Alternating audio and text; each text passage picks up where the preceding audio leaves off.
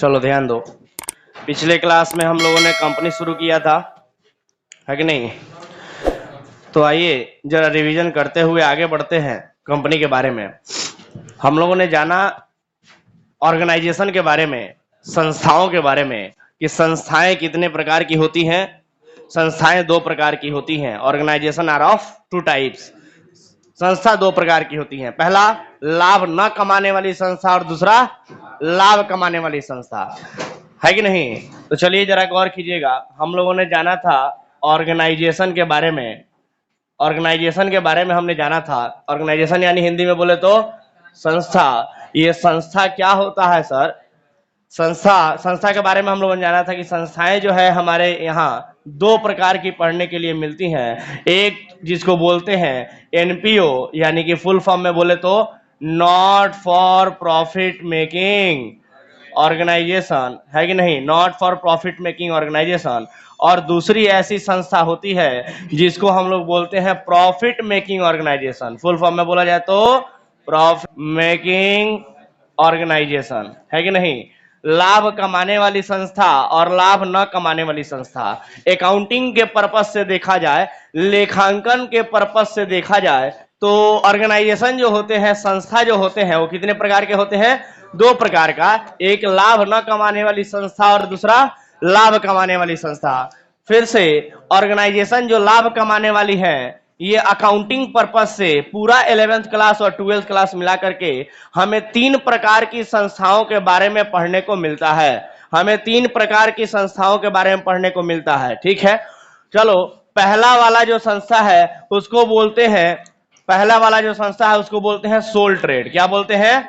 Soul trade बोलते हैं। यानी ऐसी संस्था जिसके मालिक केवल एक होते हैं। और उनकी अकाउंटिंग की अगर हम बात करें तो अकाउंटिंग में हमें देखने को मिलता है ये सोल ट्रेड की अकाउंटिंग क्लास 11th में। कहने का अर्थ ये है कि 11th क्लास में आप लोगों ने जितनी भी अकाउंटिंग पढ़ी थी वो सारी की सारी अकाउंटिंग किसकी थी? सोल ट्रेड की थी। उसके बाद जब आपका क्लास 12th क्लास शुरू हुआ तो आप लोगों ने पार्टनरशिप की अकाउंटिंग पढ़ी, ठीक है? और फिलहाल तीसरा जो बिजनेस ऑर्गेनाइजेशन है यानी लाभ कमाने वाली संस्था है वो है कंपनी, जिसके बारे में अभी आप लोग क्लास 12th में पढ़ना शुरू कर रहे हैं, ठीक है सर? तो जरा ध्यान से सुनिएगा। लाभ कमाने वाली संस्थाओं में अकाउंटिंग पर्पस से तीन प्रकार की संस्थाएं पढ़नी है। पहले वाले को सोल ट्रेड कहते हैं, दूसरे वाले को पार्टनरशिप कहते हैं, तो तीसरे वाले को कंपनी कहते हैं। ये जो सोल ट्रेड की अकाउंटिंग थी, हमने कहा कि क्लास 11th में पढ़ना था। पार्टनरशिप और कंपनी की अकाउंटिंग जो है ये 12th क्लास में पढ़ना है, जिसमें से पार्टनरशिप आप लोग पढ़ चुके हैं। और ये लाभ न कमाने वाली जो संस्था है इसकी भी अकाउंटिंग क्लास 12th में ही पढ़ना था, जो अभी अभी आप लोगों ने खत्म किया है, ठीक है सर? तो आइए हम शुरू करते हैं कंपनी के बारे में। कंपनी क्या होता है सर? कंपनी के बारे में जरा फटाफट पढ़ते चलते हैं। कंपनी के बारे में जरा ध्यान दीजिएगा। हमने कहा था पिछले क्लास में कि कंपनी के बारे में जो भी कुछ हम लोग पढ़ेंगे बहुत डिटेल में पढ़ने वाले हैं। तो आइए सबसे पहले कंपनी के बारे में जानते हैं कंपनी होता क्या है। तो आप सभी यहाँ इस फॉर्मेट से तो समझ ही गए होंगे, इस डायग्राम से तो समझ ही गए होंगे कि यहाँ पर कंपनी एक तरह की लाभ कमाने वाली संस्था है। लेकिन जो कंपनी शब्द है इसको कैसे परिभाषित किया जाता है, तो आप लोगों ने पढ़ा था पार्टनरशिप एक्ट। अभी अभी मतलब पार्टनरशिप की अकाउंटिंग आप लोगों ने पढ़ा था, उसमें आप लोगों ने देखा होगा कि पार्टनरशिप को कैसे परिभाषित किया जाता था। तो कुछ कुछ ऐसे बिजनेस ऑर्गेनाइजेशन हैं जिनको चलाने के लिए अलग से हमारे देश में कानून बनाए गए हैं। जैसे पार्टनरशिप बिजनेस को चलाने के लिए पार्टनरशिप एक्ट बना है, उसी प्रकार से कंपनी को चलाने के लिए कंपनी एक्ट बना है, यानी कंपनी अधिनियम बना है। तो पार्टनरशिप को पार्टनरशिप एक्ट के सेक्शन 4 यानी धारा 4 के अनुसार इसको परिभाषित यानी डिफाइन किया जाता था। ठीक उसी प्रकार से कंपनी को section 2 clause as per section 2 clause 20 के अनुसार डिफाइन किया जाता है ऑफ किसका?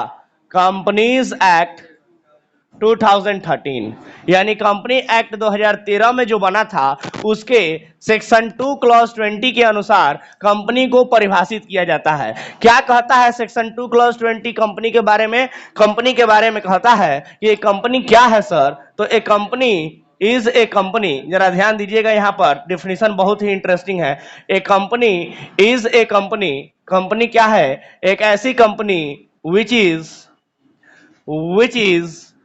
रजिस्टर्ड, गौर कीजिएगा शब्दों पर, विच इज वैसे तो शब्द यहाँ इस्तेमाल किया गया है incorporated, which is incorporated, which is incorporated, which is incorporated or registered, which is incorporated or registered under the companies act. कहां रजिस्टर्ड हुआ हो सर? कंपनीज एक्ट में रजिस्टर्ड हुआ हो, और any previous companies act, any previous companies act, that's it. कहता है कि कंपनी क्या है, तो कंपनी हम उसे कहेंगे जो कंपनी एक्ट 2013 में कंपनीज रजिस्टर्ड हो या इनकॉर्पोरेटेड हो अंडर द कंपनीज एक्ट 2013 और 2013 में रजिस्टर्ड हो, या फिर एनी प्रीवियस कंपनी एक्ट में रजिस्टर्ड हो, यानी कि जो 2013 में कंपनी एक्ट बना था उसमें रजिस्टर्ड हो, या उसके अलावा और किसी कंपनी एक्ट, उसके पहले का कोई कंपनी एक्ट हो। जैसे बता दें कि 2013 के पहले जो कंपनी एक्ट हुआ करता था वो था आपका कंपनी एक्ट 1956 में कंपनी एक्ट जो था देश की आजादी के बाद बना था, वही कंपनी एक्ट चलते आ रहा था, वही लॉ जो हमारे देश में कानून था कंपनी से संबंधित वो 2013 तक चलते आ रहा था। 2013 में सरकार ने इस पर ध्यान दिया और कंपनी एक्ट में बदलाव लाया, और 2013 में नया कंपनी एक्ट बनाया गया, कंपनी अधिनियम बनाया गया, जिसमें ढेर सारे सेक्शंस हैं। आपको बता दें कि कंपनी एक्ट 2013 जो बना हुआ है इसमें टोटल मिला के 470 धाराएं हैं, जिसमें से एक धारा है, एक सेक्शन है सेक्शन 2 क्लॉज 20। ये सेक्शन 2 क्लॉज 20 जो है ये कंपनी के बारे में परिभाषित करता है, जो कहता है कि कंपनी उसे कहेंगे जो कंपनी एक्ट 2013 में या उसके पहले कोई भी कंपनी एक्ट हो उसमें रजिस्टर्ड होगा, तो उसे ही हम लोग क्या कहेंगे? कंपनी कहेंगे। आया बात समझ में? चलो ध्यान दो। अब रही बात कंपनी के रजिस्ट्रेशन की, तो जरा गौर कीजिएगा, कंपनी के रजिस्ट्रेशन की बात करते हैं। कंपनी के रजिस्ट्रेशन की बात करते हैं तो सर कंपनी का रजिस्ट्रेशन आपने देखा कि कंपनी क्या है सर? तो कंपनी उसे कहेंगे जो कंपनी एक्ट 2013 में रजिस्टर्ड होगा, यानी कि कंपनी का रजिस्ट्रेशन कराना पड़ेगा तभी वो कंपनी है। यानी कोई भी बिजनेस का, कैसा भी आपके पास बिजनेस है, अगर आप उसका रजिस्ट्रेशन कंपनी एक्ट के अनुसार करा लेते हैं तो वो क्या कहलाएगा? कंपनी कहलाएगा। तो मान लीजिए आपके पास कोई बिजनेस है या आप कोई बिजनेस शुरू कर रहे हो, आपको कंपनी बनानी है, तो क्या करना पड़ेगा? उसके लिए आपको उसको रजिस्ट्रेशन कराना पड़ेगा। क्या करना पड़ेगा? रजिस्ट्रेशन कराना पड़ेगा। और उसका रजिस्ट्रेशन कहां होता है सर? आरओसी से होता है। आरओसी क्या होता है सर? अब ये तो आरओसी क्या होता है जरा गौर कीजिएगा। हमने कहा कि कंपनी का रजिस्ट्रेशन जो है वो कहां होता है? आरओसी में। आरओसी का मतलब कहे तो रजिस्ट्रार ऑफ कंपनी होता है। क्या होता है? Registrar of company. कंपनी का रजिस्ट्रेशन जो है वो रजिस्ट्रार ऑफ कंपनी में होता है।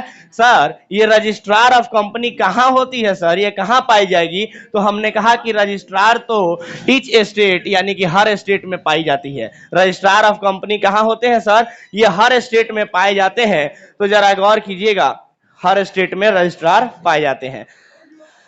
तो देखिए जरा ध्यान से सुनिए, कंपनी जो है इसका रजिस्ट्रेशन कहां होता है सर? तो कंपनी एक्ट 2013 में होता है। तो सर कंपनी का रजिस्ट्रेशन जो है वो आरओसी नाम का एक डिपार्टमेंट है जिसको फुल फॉर्म में रजिस्ट्रार ऑफ कंपनी कहा जाता है, वहां पर कंपनी का रजिस्ट्रेशन होता है। सर ये कहां पाए जाते हैं? तो हर स्टेट में पाए जाते हैं, साधारण तौर पे हर स्टेट की राजधानी में पाए जाते हैं। ये जो रजिस्ट्रार ऑफ कंपनी है ये हमारा एक सेंट्रल गवर्नमेंट का यानी केंद्र सरकार का एक डिपार्टमेंट है जिसको एमसीए कहते हैं। एमसीए का मतलब मिनिस्ट्री ऑफ, एमसीए का मतलब होता है ministry of corporate affairs. Ministry of corporate affairs नाम की एक डिपार्टमेंट है, और यही इसी के अंतर्गत काम करता है आरओसी। एमसीए के अंतर्गत ही काम करता है आरओसी। आया बात समझ में आप लोगों को? एमसीए जो सेंट्रल लेवल पे बनाई गई एक डिपार्टमेंट है केंद्र सरकार के द्वारा, जो कंपनियों से संबंधित, कॉर्पोरेट सेक्टर से संबंधित, बिजनेस से संबंधित सारे के सारे रूल्स रेगुलेशन बनाती है और उन पर नजर रखती है। उसी के अंतर्गत ये आरओसी डिपार्टमेंट जो है रजिस्ट्रार ऑफ कंपनी ये काम करते हैं। आया बात समझ में? ये आपको एमसीए डिपार्टमेंट कहां मिलेगा? केंद्र सरकार का दिल्ली में मिलेगा। ठीक है सर, चलिए ध्यान से सुनिएगा। तो MCA ministry of corporate affairs के अंतर्गत काम करता है आरओसी, और वहीं से जाके आपको रजिस्ट्रेशन कराना पड़ता है। जब आप रजिस्ट्रेशन कराने जाइएगा अपने बिजनेस का एज ए कंपनी, एक कंपनी की तरह रजिस्ट्रेशन कराने जाइएगा, तो कुछ कुछ वैलिड डॉक्यूमेंटेशन आपसे मांगा जाएगा, मतलब डॉक्यूमेंट्स मांगे जाएंगे ढेर सारे, वो आपको पूरा करना होगा। अगर वो सारे के सारे डॉक्यूमेंट्स और जो भी क्राइटेरिया चाहिए होता है कंपनी बनाने के लिए, वो कंपनी के लिए जो भी क्राइटेरिया चाहिए होता है वो अगर आप पूरा कर देते हो, तो फिर एक सीए या सीएमए या सीएस जो भी होगा वो कंपनी का रजिस्ट्रेशन करेगा आपका, है ना, और वो अपना लीगल चार्ज लेगा, जो भी उसको चार्ज लेना होगा, जो भी फी उसका बनता है वो लेगा, और फिर कंपनी के प्रोसेसिंग में, कंपनी बनाने के प्रोसेसिंग में सारे के सारे काम कर दिए जाएंगे। और ये ज्यादा समय नहीं लगता है सर, आजकल तो प्रोसेसिंग इतने फास्ट हो गए हैं कि एक दिन में आपकी कंपनी बनके तैयार हो जाएगी। ठीक है सर, जब आपकी कंपनी बनके तैयार होती है तो आप देख पा रहे हैं कि कंपनी का रजिस्ट्रेशन बिना कंपनी लॉ में किए तो हो ही नहीं सकता है सर, मतलब कंपनी एक बन ही नहीं सकती बिना लॉ में रजिस्ट्रेशन हुए। मतलब आप सिंपल भाषा में ये कह सकते हो कि कंपनी बनाने के लिए लॉ में रजिस्ट्रेशन कराना जरूरी है। तो क्या इसको दूसरे शब्दों में हम ऐसे कह सकते हैं क्या कि कंपनी की उत्पत्ति लॉ से होती है? बोलो ना, कंपनी की उत्पत्ति लॉ से होती है। तो सर कंपनी की उत्पत्ति लॉ से होती है, तो जरा पॉइंट पर आते हैं सर, यही हम यही समझाने की कोशिश कर रहे हैं यहां पर कि कंपनी की उत्पत्ति जब लॉ से होती है, यानी कि जब लॉ के अकॉर्डिंग, कंपनी एक्ट के अकॉर्डिंग जब आप रजिस्ट्रेशन करा लेते हो, तो आपको रजिस्ट्रेशन कराने के बाद आरओसी से, आपको आरओसी से क्या होता है सर, तो आरओसी से आपको एक रजिस्ट्रेशन का सर्टिफिकेट मिलता है, रजिस्ट्रेशन सर्टिफिकेट मिलता है।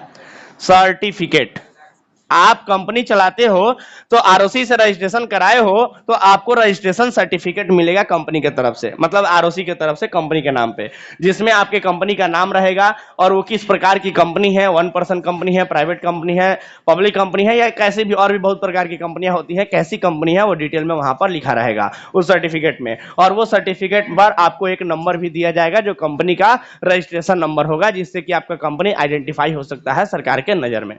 क्लियर है बात? तो जरा ध्यान दीजिएगा, रजिस्ट्रेशन सर्टिफिकेट मिल जाएगा और आपकी कंपनी बनके उस दिन से तैयार हो जाएगी, आपकी कंपनी लॉ के नजर में एक संस्था मानी जाएगी। जरा गौर कीजिएगा, यहां हमने बार बार हम रिपीट कर रहे हैं एक ही शब्द को कि लॉ के नजर में और लॉ के द्वारा, मतलब एक कंपनी ऐसी संस्था होती है जो बिना लॉ में रजिस्ट्रेशन कराए कंपनी नाम की संस्था बन ही नहीं सकती है। अगर आपको कंपनी नाम की संस्था बनानी है तो आपको लॉ में रजिस्ट्रेशन कराना ही पड़ेगा। सर तो मैं जरा कहना चाहूंगा आपसे एक बात कि यहां डेफिनेशन लिखा हुआ है एज पर सेक्शन 2 क्लॉज 20 के अनुसार कंपनी को जो डिफाइन किया गया है कि कंपनी उसे कहते हैं जो कंपनी एक्ट में रजिस्टर्ड हो, कंपनी एक्ट 2013 में या उसके पहले कोई भी कंपनी एक्ट था उसमें रजिस्टर्ड हो। तो आप सभी हमको बताइएगा, कंपनी एक्ट 2013 में या उसके पहले कोई भी कंपनी एक्ट है उसमें अगर रजिस्टर्ड है तो इससे क्या पता चल रहा है सर कि ये कंपनी किस प्रकार की संस्था होगी? इसका डिटेल्स कुछ पता चल पा रहा है क्या? डिटेल्स नहीं पता चल पाता है। इस वजह से इस कंपनी के बारे में जब रजिस्ट्रेशन सर्टिफिकेट मिलता है तो इसके बारे में मैं जरा चर्चा करना चाहूंगा कि फिर क्या क्या होता है, या कंपनी के पास क्या क्या अधिकार होते हैं, या कंपनी के पास क्या क्या आ जाता है, ऐसे बिजनेस के पास क्या क्या आ जाता है। जब उन सबको हम लोग समझेंगे, लिखेंगे, तो एक अलग प्रकार की डेफिनेशन निकल के आएगी जो साधारण डेफिनेशन होगी, और ऐसी डेफिनेशन जो आम आदमी को भी समझ में आए कि सर ये कंपनी होता क्या है, क्योंकि इससे तो क्लियरली समझ में नहीं आ रहा कि कंपनी किस प्रकार की संस्था होती होगी। तो आइए जरा उसको हम लोग डिटेल में जानते हैं। अगर आप लोगों ने लिख लिया होगा तो इधर का मिटाए क्या, उस साइड का, इधर का मिटा सकते हैं? चलिए ध्यान दीजिए।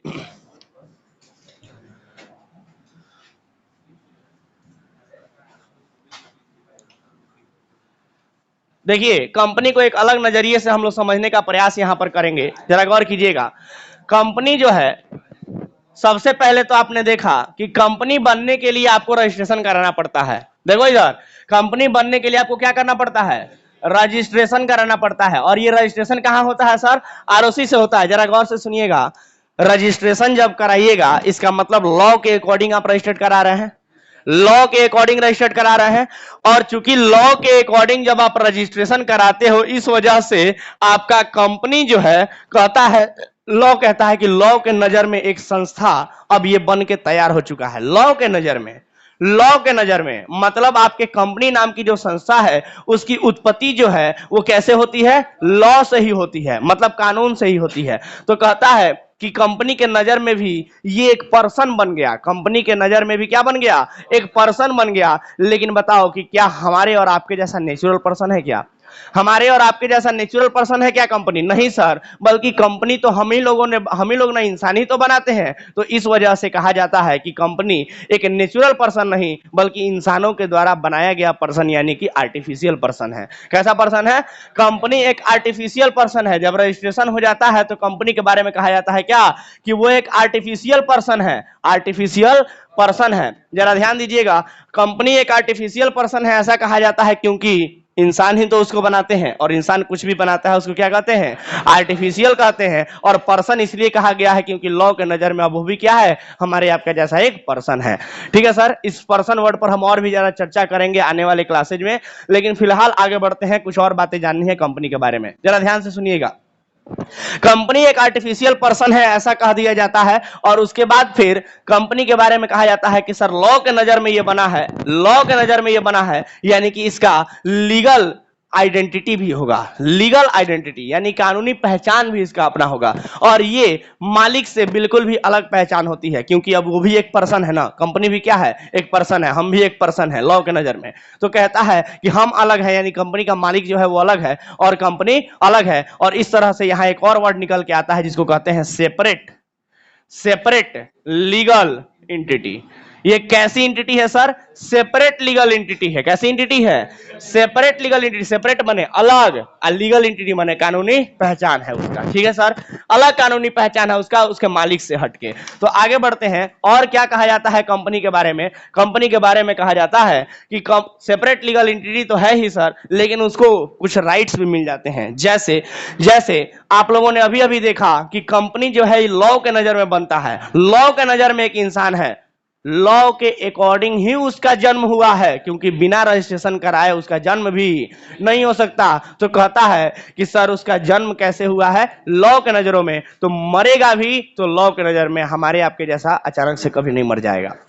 बात को समझने का प्रयास कीजिएगा, मैं साधारण शब्दों का इस्तेमाल करना चाहता हूं। मैं कह रहा हूं यहां पर कि सर कंपनी का जन्म लॉ ने किया है तो मृत्यु भी लॉ से ही होगी। जो बनाता है वही मारता है। क्या समझे?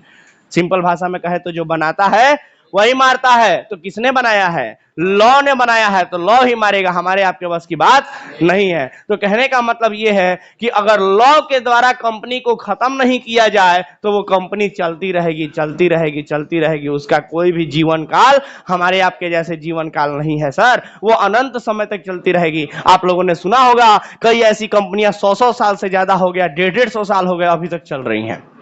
समझ रहे हो क्या? टाटा कंपनी कब बना था जानते भी हो? हाँ, 1900। टाटा कंपनी 1932, 1934। क्लियर हो? तो देखो कितने साल हो गए। अगर मान लेते हैं 1934 में ही बना था तो देखो लगभग 90 साल हो गए सर, अभी भी चल रही है। अभी तो वो अपने अपने वास्तविक रूप में आई है। अभी तो आगे कितना साल चलेगी पता नहीं। आप लोगों को लगता है क्या कंपनी, टाटा कंपनी जो है खत्म हो जाएगी? सर कितने साल चलेगी उसकी कोई लिमिटेशन नहीं है, वो चलती रहेगी, चलती रहेगी। कितने उसके ऑनर मालिक आएंगे उस पद पे, चेयरमैन पद पे बैठेंगे, कितने लोग जाएंगे, है कि नहीं? समझ आ रहा है क्या? जमशेदजी टाटा ने शुरू किया था, अभी देखिए रतन टाटा जी आए थे और वो भी बूढ़े हो गए, अब पता नहीं कौन आएगा, है कि नहीं? ऐसे ही चलती रहेगी, चलती रहेगी। कंपनी कभी खत्म होने वाली नहीं है। तो कहने का मतलब कि कंपनी का कोई जीवन काल नहीं होता है, वो अनंत होता है, जिसको कहते हैं एक इंग्लिश में एक वर्ड बोलते हैं परपेचुअल है। वो कैसा है? परपेचुअल है। परपेचुअल शब्द का अर्थ होता है कि उसका कोई भी जीवन नहीं है, वो लाइफ टाइम चलते रहेगा, उसका कोई भी लाइफ नहीं है, वो हमेशा हमेशा चलते रहेगा। क्या कह रहे हो? हाँ, वही तो हमको डाउट हो रहा था कि टाटा कंपनी बहुत पुरानी है। क्लियर एक बार कर लेना, 1934 शायद गलत डेट है, मुझे भी लग रहा है। बहुत पुरानी कंपनी है टाटा कंपनी।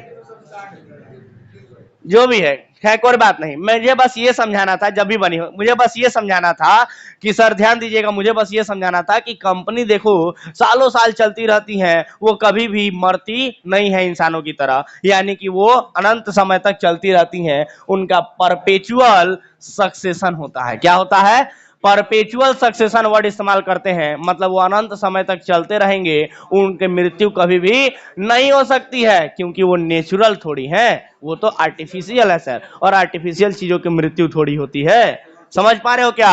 अरे आर्टिफिशियल चीजों की मृत्यु होगी क्या? नहीं सर, आर्टिफिशियल चीजों की मृत्यु नहीं होती है, उनको तो बनाया गया है सर लॉ के अकॉर्डिंग, तो मरेगा भी तो लॉ के अकॉर्डिंग। अगर लॉ ने नहीं मारा तो वो हमेशा अनंत समय तक जिंदा रहेगा, चलते रहेगा। तो उससे क्या निकल के आया सर, ये सारी वर्ड्स कहां से निकल के आ रहे हैं, देख रहे हैं, रजिस्ट्रेशन वर्ड से।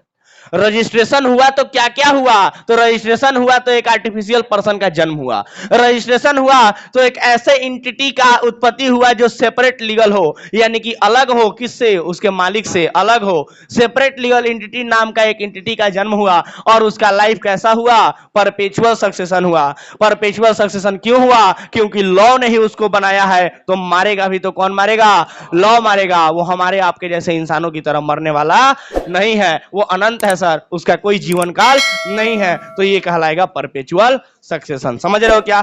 और साथ ही साथ परपेचुअल सक्सेशन के साथ कंपनी जब बन के तैयार होती है, यानी कि एक आर्टिफिशियल पर्सन जब बन के तैयार होता है, तो पर्सन है ना, वो कोई भी पर्सन है तो बिजनेस भी करेगा, और बिजनेस करेगा, बिजनेस के लिए ही तो बनाया गया उसको, है कि नहीं। कंपनी को क्यों बनाया गया, बिजनेस के लिए, तो बिजनेस करेगा ना वो, और बिजनेस करेगा तो हमारे आपके जैसा साइन भी तो करेगा। तो मेरे कहने का मतलब ये है कि ये जो आर्टिफिशियल पर्सन है, गौर कीजिएगा, ये जो आर्टिफिशियल पर्सन है, इसका अपना एक ऑफिशियल सिग्नेचर भी होता है। क्या होता है, क्या होता है, इसका, इस आर्टिफिशियल पर्सन का एक अपना ऑफिशियल सिग्नेचर भी होता है, और ये ऑफिशियल सिग्नेचर को कहा जाता है कॉमन सील। कॉमन सील कहा जाता है सर। कॉमन सील का मतलब क्या है, कॉमन सील का मतलब क्या है, ऑफिशियल सिग्नेचर। यानी कि जब भी कोई डील करेगा, ये जब भी कोई बिजनेस डील करेगा, तो उस पर वो कॉमन सील, एक तरह का मुहर कह लो आम भाषा में समझने के लिए, मोहर समझते हो, स्टाम्प, मोहर, तो वो उसका, उस कंपनी के नाम से वो ऑफिशियल सिग्नेचर होगा। देखना, कोई भी कागज वगैरह होता है, लीगल पेपर होता है, तो उस पर कंपनी का मुहर लगाया जाता है। कंपनी का मुहर लगने का मतलब कंपनी की तरफ से ये वैलिड हो गया, कंपनी की तरफ से इसको माना जाएगा कि ये ऑफिशियल पेपर है, क्योंकि ऑफिशियल स्टाम्प उस पर लगा है। तो ऑफिशियल स्टाम्प क्या होता है, ऑफिशियल सिग्नेचर होता है, जिसको लॉ के भाषा में क्या बोलते हैं, अरे बोलो ना, लॉ के भाषा में कॉमन सील कहा जाता है। समझ गए क्या। तो कहने का मतलब जरा गौर से सुनना, ये सारे के सारे वर्ड, कौन कौन से वर्ड सर, ये आर्टिफिशियल पर्सन, ये सेपरेट लीगल एंटिटी, ये परपेचुअल सक्सेशन और कॉमन सील, ये सारे के सारे शब्द कहां से निकल के आए सर, जब किसी कंपनी का रजिस्ट्रेशन कराया गया एज पर कंपनी एक्ट 2013 या किसी प्रीवियस कंपनी एक्ट में। समझ पा रहे हो क्या, बोलो ना। कंपनी एक्ट 2013 में जब कोई कंपनी को रजिस्टर्ड कराया गया, जब कोई सी बिजनेस को रजिस्ट्रेशन कराया गया कंपनी एक्ट 2013 में, या उसके पहले किसी भी एक्ट में, तो कहा गया कि ये सारी चीजें उसमें से निकल के आती हैं, उस कंपनी के बारे में, उस व्यवसाय के बारे में, उस बिजनेस के बारे में इतनी सारी चीजें निकल के आती हैं। और अब हमें थोड़ा बहुत अंदाजा लग पा रहा है कि हाँ, कंपनी एक कैसी होती होगी, कंपनी कैसी होती होगी। मजे की बात जानते हो, मजे की बात यह है कि ये लॉ के अकॉर्डिंग ये सारी चीजें निकल करके आई, और हमारे कुछ विद्वानों ने, कुछ कॉमर्स स्कॉलर ने इन्हीं सब शब्दों का इस्तेमाल करते हुए, कॉमर्स के विद्वानों ने इन्हीं सब शब्दों का इस्तेमाल करते हुए और एक डेफिनेशन तैयार कर दिया, और कहा कि ये लो कंपनी समझने के लिए आसान सा डेफिनेशन, कि कंपनी क्या है। कंपनी क्या है, तो कंपनी एक आर्टिफिशियल पर्सन है, लीगल आर्टिफिशियल पर्सन है sir. Company is artificial person having separate legal entity, जिसके पास एक सेपरेट लीगल एंटिटी होता है, and perpetual succession with a common seal, और उसी को कहते हैं कंपनी। इन्हीं सबको मिला करके एक डेफिनेशन तैयार कर दिया और कहा कि ये लो कंपनी, और अपने आप को विद्वान साबित कर लिए। समझ गए क्या। मजे की बात देखिए, यहां पर इन्हीं सब शब्दों को लाइन से इस्तेमाल करके डेफिनेशन बना दिया सामने वाले ने, और कहा कि ये लो कंपनी का साधारण मतलब, कंपनी होता क्या है। तो आइए, ऐसा किसने किया था, तो एक बहुत ही विद्वान आदमी है जिनका नाम है एल एच हैने। क्या नाम है सर, एल एच हैने। तो देखिएगा उन्होंने क्या कहा, जरा ध्यान दीजिएगा, लिखते हैं अकॉर्डिंग टू, जरा इधर इधर फोकस करो, अकॉर्डिंग टू एल एच हैने, एल एच हैने, HANEY, जरा गौर कीजिएगा स्पेलिंग पर। एल एच हैने ने के अनुसार कंपनी क्या है, तो कहते हैं ए कंपनी क्या है sir, A company is an artificial, A company is an artificial person, artificial person. Company क्या है सर? तो कंपनी एक आर्टिफिशियल पर्सन है। कंपनी क्या है? कंपनी एक आर्टिफिशियल पर्सन है जिसको बनाया गया है किसके अकॉर्डिंग? लॉ के अकॉर्डिंग बनाया गया है। तो लिखेंगे कंपनी एक आर्टिफिशियल पर्सन है क्रिएटेड बाय लॉ, जिसको कैसे बनाया गया है? क्रिएटेड बाय, अरे बोलो ना, क्रिएटेड बाय लॉ हैविंग, बोलो, हैविंग सेपरेट, बोल सकते हो क्या? हैविंग सेपरेट लीगल एंटिटी, जिसके पास सेपरेट लीगल एंटिटी होता है। देख रहे हो ऊपर वाला शब्दों मिला के डेफिनेशन बन रहा है सब। हैविंग सेपरेट लीगल एंटिटी, जिसके पास एक सेपरेट लीगल एंटिटी होता है, with a perpetual succession, with a perpetual succession, with a perpetual succession and a common seal, और जिसके पास कॉमन सील भी होता है यानी ऑफिशियल सिग्नेचर भी होता है। और इन्हीं सब शब्दों को मिला दिया जाए तो ये क्या बन जाता है सर? ये कंपनी बन के तैयार हो जाता है। समझ गए क्या? तो कैसा लगा कंपनी का साधारण मतलब? आसानी से याद हो जाएगा क्या? बोलो ना, जितनी भी चीजें मैंने कंपनी के बारे में बताई मजा आया क्या? बोलो, कोई डाउट किसी को?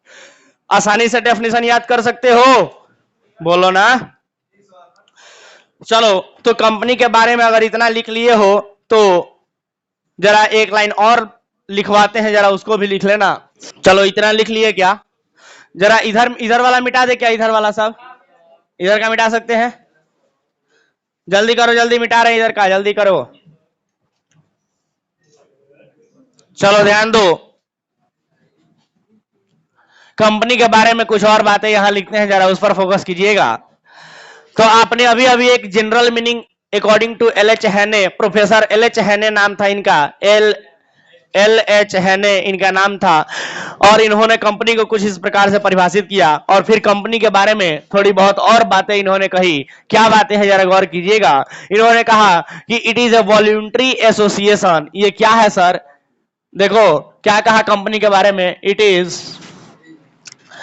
Is a voluntary association, voluntary association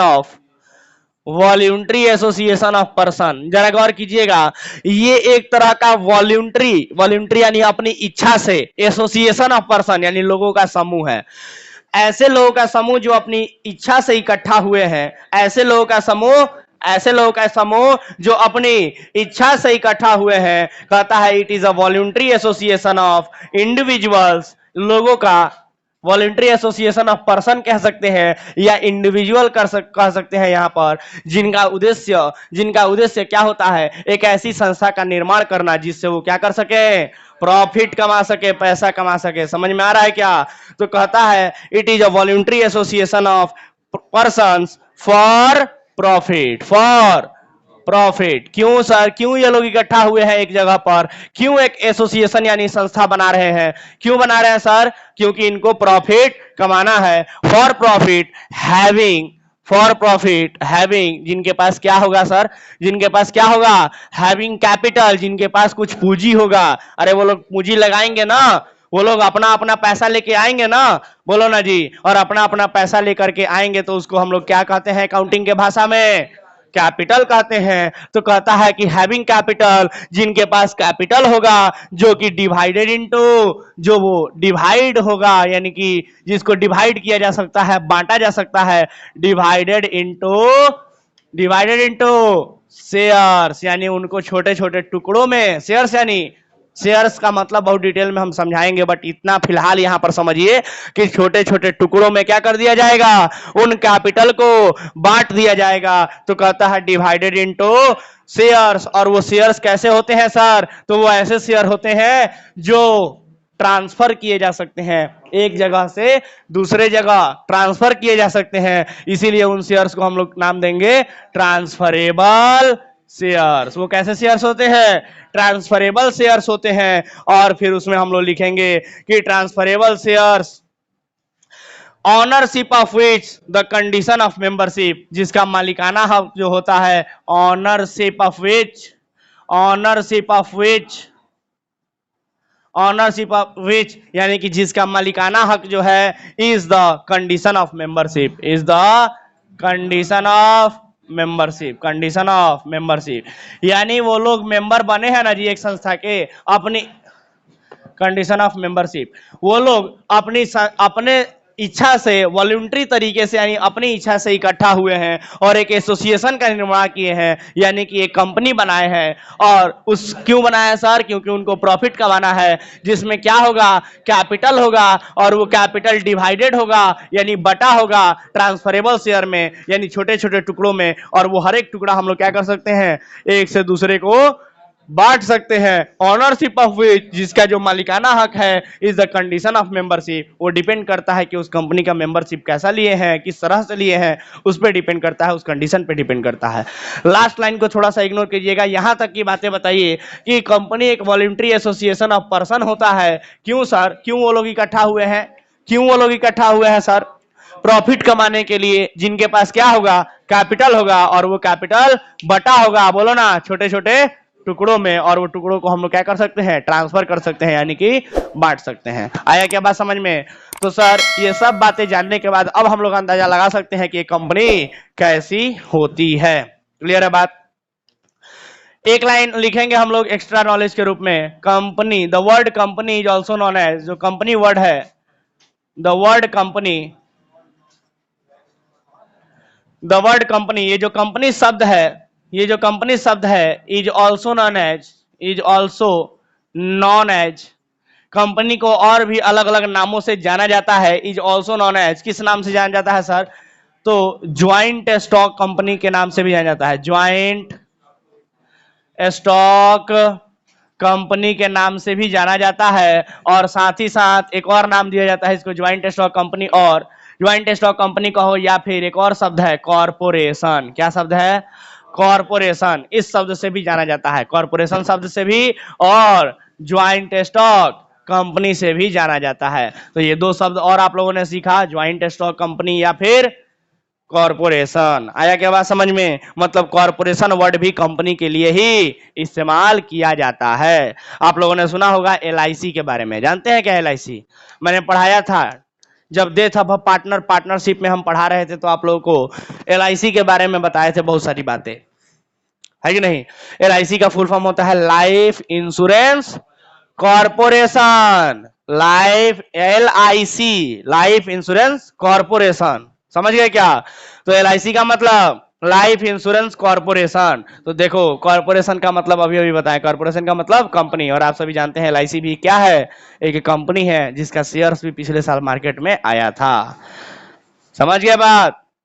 shares के बारे में और डिटेल में हम लोग चर्चा करेंगे, शेयर मार्केट भी डिटेल में चर्चा करेंगे, और बहुत कुछ बातें हम लोग जानेंगे कंपनी पढ़ते समय। ठीक है, चलो इतनी बातें समझ में आई क्या? अरे बोलो ना,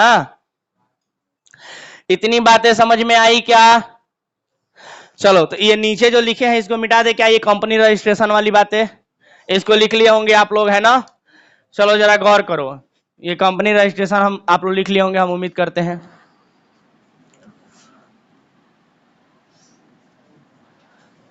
चलिए ध्यान से सुनिए,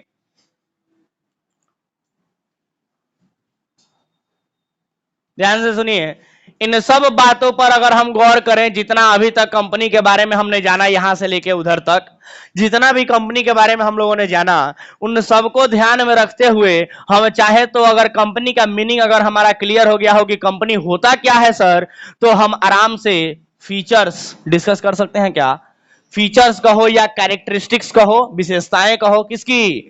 कंपनी की, ये चर्चा कर सकते हैं। क्या कंपनी की विशेषताएं क्या है, कौन कौन सी विशेषताएं हैं, इसके फीचर्स या कैरेक्टरिस्टिक्स कौन कौन से हैं, विशेषताएं कौन कौन से हैं, तो आइए चर्चा करते हैं। सर ये तो वही बात हो गई, यहां पर एक एक करके अलग अलग लिख ही तो दिए थे, और यही सब तो विशेषताओं में आएंगे ना, बोलो ना जी? अरे कोई दिक्कत है क्या? तो चलो विशेषताओं में लिखना शुरू करते हैं। तो आप लोगों ने देखा था वहां पर कि सबसे पहली विशेषता कौन सी है, बोलो तो? Artificial person. तो बोल सकते हैं कि आगे कंपनी क्या है? एक आर्टिफिशियल, बोलो ना जी, एक आर्टिफिशियल पर्सन है। तो पहली विशेषता आराम से लिख सकते हो, क्या कंपनी क्या है? एक आर्टिफिशियल पर्सन है। दूसरा, जिसके पास सेपरेट लीगल एंटिटी होता है, बोलो ना जी, सेपरेट लीगल एंटिटी होता है। और बोलो, सेपरेट लीगल एंटिटी के बाद जिसके पास परपेचुअल सक्सेशन होता है। क्या होता है जी? परपेचुअल सक्सेशन होता है। उसके बाद बोलो ना क्या होता है उसके पास कॉमन सील होता है। और भी बातें हम लोगों ने जाना इधर इधर कि उसके पास है। यस, इसीलिए तो आर्टिफिशियल पर्सन है, क्योंकि वो क्रिएटेड बाय लॉ होता है। तो ये आप लोग और भी शब्दों को जोड़ सकते हो, क्रिएटेड बाय लॉ। और वो अभी अभी आप लोगों ने देखा कि उसका कैपिटल डिवाइडेड होता है इनटू ट्रांसफरेबल शेयर्स में डिवाइडेड होता है। तो क्या उसको लिख सकते हो ट्रांसफरेबिलिटी ऑफ शेयर, ट्रांसफरेबिलिटी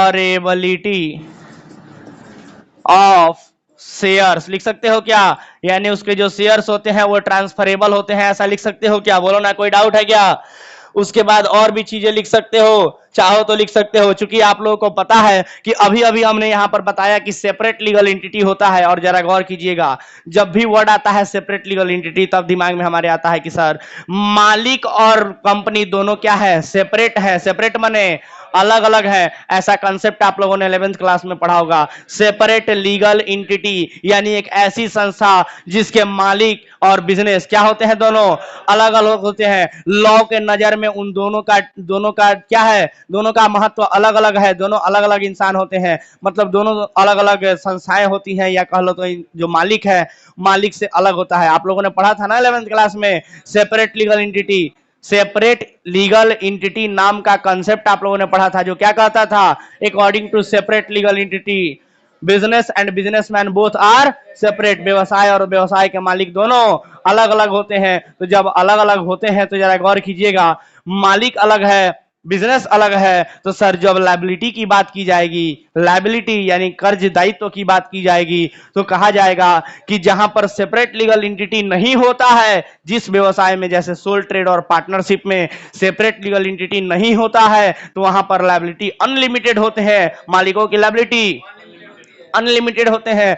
लेकिन कंपनी में सेपरेट लीगल एंटिटी होता है, तो यहां पर मालिक का जो लायबिलिटी होगा यानी ऑनर्स का जो लायबिलिटी होगा, क्या वो अनलिमिटेड होगा? क्या नहीं सर। जब सेपरेट लीगल एंटिटी नहीं होता है तब लायबिलिटी अनलिमिटेड होता है। लेकिन यहां तो सेपरेट लीगल एंटिटी है, तो यहां पर लायबिलिटी अनलिमिटेड नहीं होगा। यहां पर लायबिलिटी कैसा होगा? लिमिटेड होगा। तो हम लोग लिखेंगे लिमिटेड लायबिलिटी। समझ गए क्या? Limited liability. कोई दिक्कत किसी को? अरे बोलो ना भाई। तो क्या ये एक एक वर्ड क्लियर हो पा रहा है क्या? बोलो, कोई डाउट? तो देखो, अभी तक हम लोगों ने कंपनी के बारे में बहुत सारी बातें सीखी। कोई दिक्कत अभी तक किसी को? बोलो। ये सेपरेट लीगल एंटिटी के बारे में हम बता रहे थे कि ये ऑनर से और मैनेजमेंट से सेपरेट यानी अलग होते हैं। मैनेजमेंट, ऑनर से और मैनेजमेंट से यानी मालिक और उसका जो प्रबंधन होता है, प्रबंध होता है, उससे ये क्या होते हैं? अलग होते हैं, सेपरेट होते हैं। क्लियर है बात? तो ये रही कंपनी होता क्या है और कंपनी की विशेषताएं क्या होती हैं। क्या अब कंपनी के बारे में कोई आपसे पूछे तो दो चार लाइन बता सकते हो? अरे बोलो ना भाई, कंपनी क्या होती है? कोई दिक्कत? बता सकते हो कंपनी क्या होती है और कंपनी की विशेषताएं कौन कौन सी हैं? बता सकते हो क्या? बोलो ना, कोई दिक्कत? चलो, तो अभी तक आप लोगों ने दो डेफिनेशन सीखा और एक विशेषता सीखा। साथ में बीच में आप लोगों ने रजिस्ट्रेशन कहां और कैसे होता है ये सब आप लोगों ने सीखा। तो चलिए बताएंगे, कंपनी एक्ट 2013 के कौन से सेक्शन के अकॉर्डिंग डिफाइन किया गया है कंपनी को? Section 2 clause 20। उसमें क्या कहा गया है? A company is a company which is incorporated और registered under the companies act 2013 और एनी प्रीवियस कंपनी एक्ट। यही कहता है ना। उसके बाद बोलो, एलएच हैने भाई साहब आए और उन्होंने कहा कंपनी के बारे में। क्या कहा? उन्होंने कहा कंपनी एक आर्टिफिशियल पर्सन है created by law having separate legal entity with A perpetual succession and common seal. हमने बताया था कि ये डेफिनेशन कैसे बनाया गया सर। जब रजिस्ट्रेशन होता है तो एक कंपनी को ये सब चीजें मिलती हैं, और इन सब चीजों को ध्यान में रखते हुए प्रोफेसर एलएच हैने साहब जो हैं उन्होंने डेफिनेशन बना दिया। और फिर इन्हीं डेफिनेशन को ध्यान में रखते हुए हम लोगों ने क्या कर दिया सर? कंपनी का फीचर तैयार कर दिया। तो क्या कह सकते हो, क्या कंपनी का मीनिंग, डेफिनेशन, फीचर सब कुछ याद हो गया? बोलो कोई दिक्कत? फीचर के एक बार रिवाइज कर लो। फीचर्स ऑफ कंपनी बताओ फटाफट। आर्टिफिशियल पर्सन होता है, सेपरेट लीगल एंटिटी होता है। किससे सेपरेट लीगल एंटिटी? किससे? ऑनर से और मैनेजमेंट से। उसके बाद बोलो परपेचुअल सक्सेशन होता है। अर्थ बताओ ना, अर्थ बताओ। परपेचुअल सक्सेशन का मतलब unlimited life, unlimited life. Common seal का मतलब official signature, official signature created by law, created by, created by law, created by law, यानी कि लॉ के द्वारा क्रिएट किया गया, लॉ के द्वारा बनाया गया है। उसके बाद ट्रांसफरेबिलिटी ऑफ शेयर्स, यानी कि उसका जो कैपिटल होता है वो छोटे छोटे टुकड़ों में डिवाइडेड होता है, बटा होता है, और उन छोटे छोटे टुकड़ों को ही शेयर कहा जाता है। और वो कैसे होते हैं? ट्रांसफरेबल होते हैं, यानी कि उनको एक जगह से दूसरे जगह, एक व्यक्ति से दूसरे व्यक्ति को ट्रांसफर किया जा सकता है। और उनका जो लायबिलिटी होता है कंपनी का, कैसा होता है सर? लिमिटेड होता है। कोई दिक्कत किसी को अभी तक के क्लास में? याद हो गया लाइन से? बता सकते हो? चलो बहुत बहुत धन्यवाद। आज के लिए मेरी तरफ से इतना ही। मिलते हैं अगले क्लास में, तब तक के लिए टाटा बाय बाय।